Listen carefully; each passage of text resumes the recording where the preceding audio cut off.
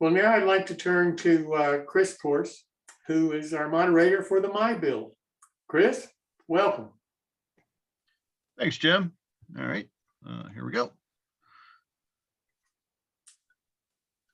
All right, My Build featuring you. Paul Schenk, are you up? Did you manage to get up? Yeah, we haven't seen Paul, so we're just wondering if maybe he did show up. But from the email I saw, he was asked to send in a bunch of pictures, and oh my gosh, he did. Take a look there. Look at that bridge. That thing is fantastic. Look at the height on that. Now it looks like it's all individual wood pieces too. That looks pretty sharp. All right, next we have a waterfront scene and a winter scene, and both are very nicely done.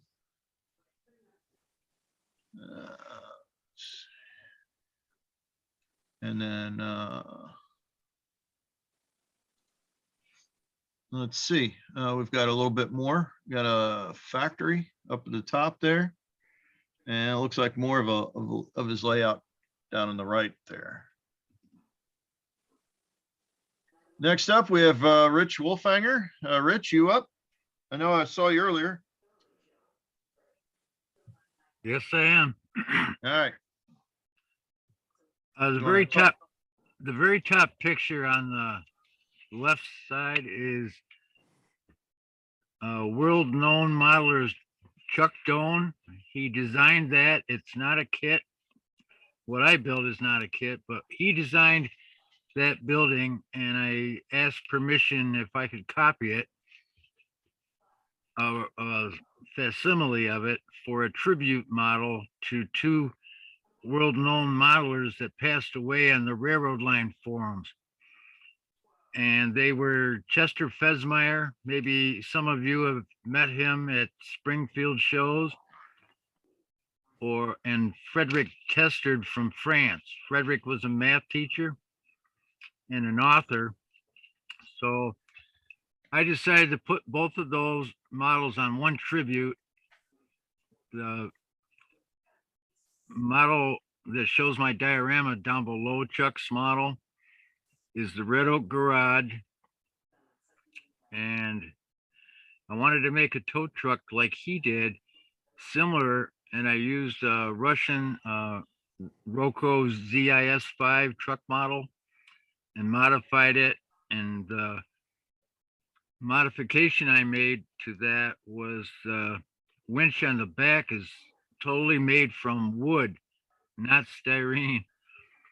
It was a booger to do, but I did it.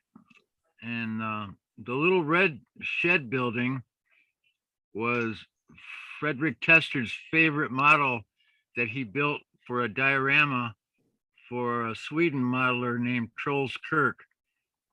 And it's called the Dog House. I didn't show the other side of it. The wall below it is a metal wall I bought from Railroad Kits, fine scale miniature detail. And the building over to the right side is Foss Scale Models did a similar structure called the Ideal Hosiery. Well, what I did was I thinned down the width of it and modified the front of it. The front of it had a door along with the glass, and then I put my door on the side of the building on the far around the corner. And I made that into a pawn shop because Frederick Testard built a model for Troels Kirk, the guy I mentioned in Sweden, which included the red building, on a diorama called Dave's Corner. I don't know if you guys have ever seen that, but I made it into a pawn shop, and I messaged Troels Kirk and asked him if I could downsize a painting that he painted. He's an artist too, that he painted for Frederick, of Frederick's snow shed on Frederick's layout. So I downsized that painting and put it in the front window of the pawn shop like someone pawned it. I thought that was kind of neat. But the stake truck in front is a Jordan model, you had other pictures of this? Yep. Yep. No, Well, actually, I just have what you sent me. oh, I didn't send you any more of the diorama one? I don't think so. Here, Thing- yep, here's some. 2 others. Yep. Okay, I did the backside of the red oak garage because Chuck never built that on his model. He built his model for a wall plaque for his father. And Chuck's model, I forgot to mention, is in O scale. And this is HO. So I built this little walkway to the back here to walk by the doghouse. It's more or less a tool shed out back. All right. I mean, I go back to the other one here. Okay, this is another model that I built for a challenge on the railroad line. These challenges lasted 3 months. Now this building looks rather daunting. I've never built, this is the first structure I ever built that was this large. And some of the guys that had fine scale miniature kits laughed at me because they said I never could build this in 3 months. Well, I steered those people wrong. But anyway, the picture to the upper left corner is an ad from Model Railroader that showed the kit that Fine Scale Miniature George Celios, the manufacturer of fine scale miniatures, sold as his kit. I wanted to make a building similar because I can never find one on the secondary market. They were always too expensive. And I do most of the structures I scratch build are from magazine ads, photos that I find on the internet. And I try to search for complete sides all the way around the building so I could determine the heights, the widths, but sometimes that never works out.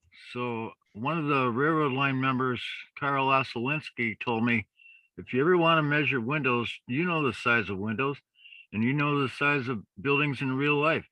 So spread out your windows on a sketch that you draw and place them where you want them. And if the first story doesn't look right, keep moving around until you get it right. And so then I did, and then I buy all my materials myself because I don't have a kit to build this. I buy my aged clapboard siding, the same siding that George uses in his kits from Northeastern or Dr. Ben. I buy Grant Line windows to put in this. I buy fine scale miniature details for the doors and windows. The shingles, well, I made that end building on this. Can you see my cursor moving around? No.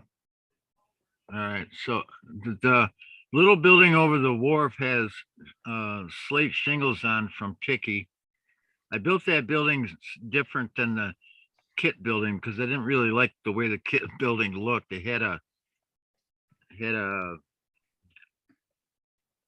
don't know what, the crane thing there was, and part of it was up on that roof, and I didn't like the way they did that, so I built this building another way. And I don't know, I just I enjoyed the looks of this building so much that I had to have one. You did a heck of a job on it, that's for sure. I appreciate that. All right. I really want to thank you guys for having me on here, and I also want to wish everyone a happy Thanksgiving. Yes, thanks. And thanks for coming on, and happy Thanksgiving to you too as well, Rich. Listen, I have 15 more of these dioramas. Do you want me to send some more? Sure. I think our next show is December 22nd. That's my birthday. Oh, well, happy birthday. Thank you. So yeah, we'll be ready for it. All right. All right. Next up, we have Martin. Oh, gosh. Now I have to remember what these are. You put me on the spot now. Well, I sent these to you a month and a half ago, so it's, Yeah. short-term memory went out the window. Let's see. The little station's actually a Motrack kit that I picked up back in July, June, whatever, and bought just because it looked like a lot of fun and something I could do, and also use it as a review in my magazine. So, and I did not bother to put it. It comes set up to go up on like on stilts on like a pier for like a transfer station of some sort. But I kind of liked it just on level ground. I thought it was good to just stop right there and leave it alone and leave it as a level ground station. And the lunch shack, that's a Berkshire Valley kit. Just really, as you might think, even in O scale, it's very small.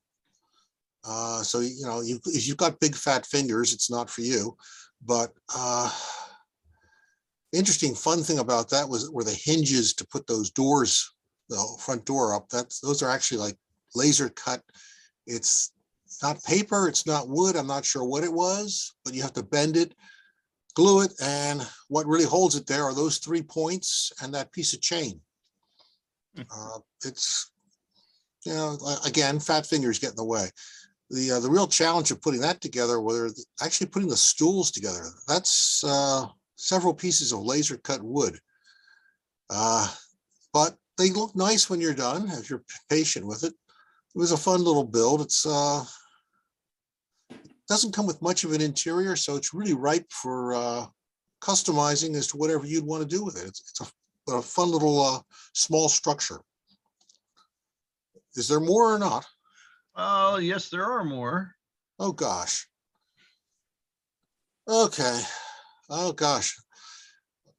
A truly ancient hopper car. That was a Railcraft car. I got it with 3 IMP hopper cars that were brass, but this one is actually tin-plated steel. When I got it, it had no details of any kind on it. It was merely a shell. So everything, I added all the brake stuff at the one end, the ladders, the steps, everything. Even the hatches on the bottom, they weren't there. So, but you can take a 50, 60-year-old tin-plated steel car, add a handful of details, throw a coat of paint on it, throw a set of decals from, I think those were Tichy, and you can make a pretty acceptable car out of that. In spite of its ancient origins. The IMP cars were as rough, if not worse. One had about a half a pound of lead in it, which stayed in it. The little pickle car was something I just wanted to do for fun. As far as I know, there were no 3 tub cars. I think as far as I know from all the books and articles, there are only 4 tub cars.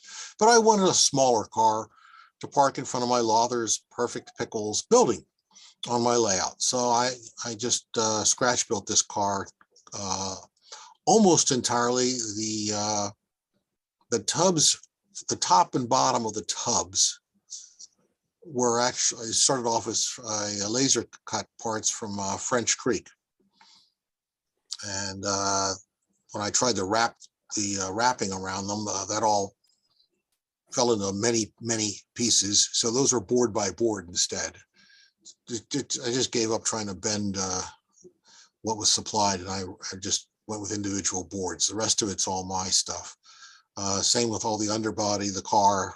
The rest of it's just wood out of my shop and parts out of my parts bins.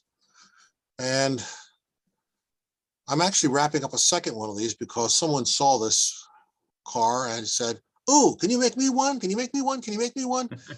Oh God. And I said, well, if I must. But he wanted a different sign on it, and he sent me the artwork for it. So I thought, well, okay. Yeah, one of the rare instances where I broke down and actually built something for somebody else. I don't advise making a habit of that to anybody. Sounds like a great idea to be a custom builder, but as soon as you do, you're no longer working for you. And the fun starts to dissipate rapidly. I guess I'm done, unless there's more. Nope, Good. that's it. Super, thank you. All right, next up is William Zadnik. If I recall, William could not be with us tonight. I'll just do a shout out. William, are you here?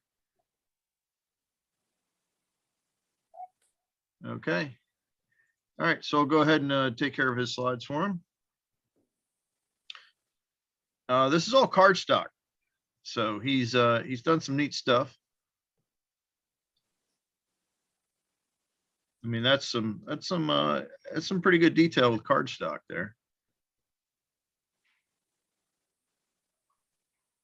He's even got the insides.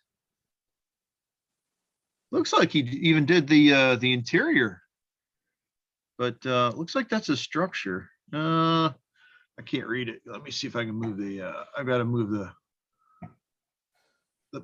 there we go. All right. Yeah, I had to move the individual thumbnails out of the way. Okay, so it cut the core out of 3 millimeters thick cardstock using a laser for the inside and mirror the PDF. So yeah, that's did quite a bit of work to get that done. And did up the inside or the roofing. And let's see what else we have here. That looks like he really put some effort into it. And then there, once again, are the Oriental rugs, second time this evening.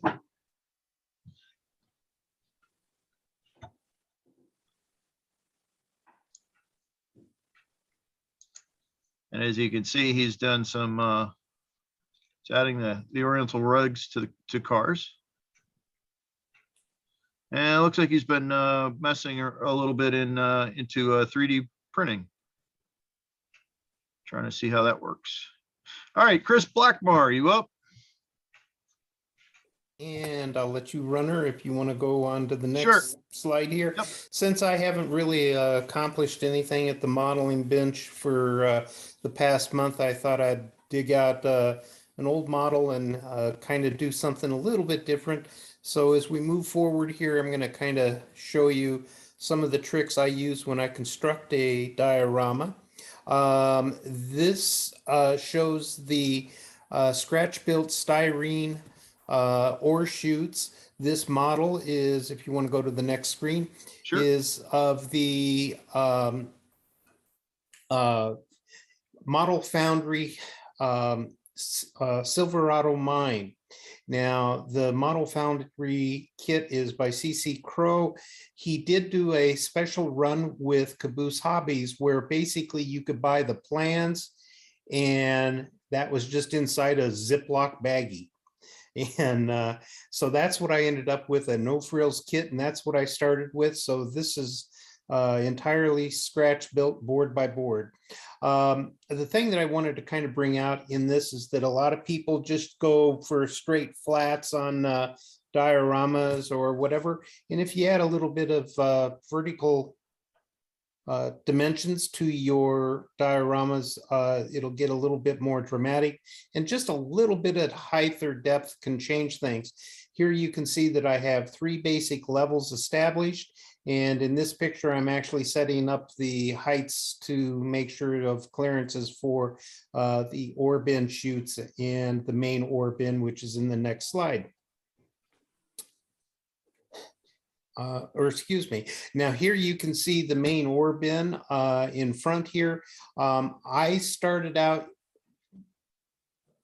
doing all of my ground cover and everything on the back side of the diorama to make sure that my colors, my textures, and everything was going to work for what I was trying to reproduce. Also, another thing that I can bring out when you're doing board by board, an advantage over clapboard sliding, or excuse me, scribe siding, is if you look on the shaft house, which is the third building or the building farthest away from you in the second or upper story there, you can see how different widths of boards as well as thicknesses of boards can add some additional texture to your models. It's a very subtle type thing, but it does come through. And if we go to the next slide, here I have the main ore bin in place. Again, everything, all the chutes and everything have been scratch built. There you can see the HO scale chutes in place that we saw in the first. This shows really the first layer of details being added to the ground cover and what I've got going. And if we go to the next slide here, this shows the second layer of ground cover being added. And here you can see that the white ground cover has been added not only to the ground, but to the wood in the back there, the cribbing, because I use different widths of cribbing, the ground cover sticks on that. I also used the ground cover to act as a path for the eye to follow. So here in this particular case, I wanted to focus and bring the attention to those scratch built doors. And specifically, I just kind of went for the door handles for lack of a better focal point. So here I used the light colored pathway leading up to the doors. I then used the pallets and the crushed barrel in the foreground, which are pointing to the doors. I then used the bright colored barrel back at the base of that support beam coming down, and the bright colored barrel brings your attention to that support beam. That support beam is again pointing towards the doors. And then I have that bright barrel, then the shade, which is a medium value color, and then the oil tank, which is a dark value color. And then you wrap around and you get the reverse with the two pallets going down. And that forms a triangle around those doors, which also kind of forces your eye to those doors. My point here is that if you want to take your viewers and kind of focus them on little tidbits of your build where you have really gone to some extreme to build something, like these doors have different thicknesses, the door handles, all of it are scratch built, then the viewer's mind carries that kind of detail through to the rest of your layout or your other structures. And if we go to the next slide, again, roofs are always important. And so here you want to add as much detail as you can to the roofs that is appropriate. In this particular case, this is the top of the shaft house. I've got multiple different angles in this structure, along with various colors and textures to make it interesting to the eye and a little bit of eye candy for the viewer. And then finally, if we go to the next slide, don't forget that you can use cables, wires, and other basic ground forms to help form the path for the viewer's eye to follow. Of course, always colors are the main thing that most people utilize, and certainly make use of values and colors to guide your viewer through your scenes. And then next slide. Thing that I wanted to finally point out and to help everybody remember is that when people step in and look at your models, remember this is the first type of view that most people see. And you're looking at those roofs and you're looking down and you're seeing the pathways and the different colors. And that is what traps your eye immediately. And so working from that, you can then guide your viewer through your scene as you want them to review your modeling efforts. And with that, I'm complete.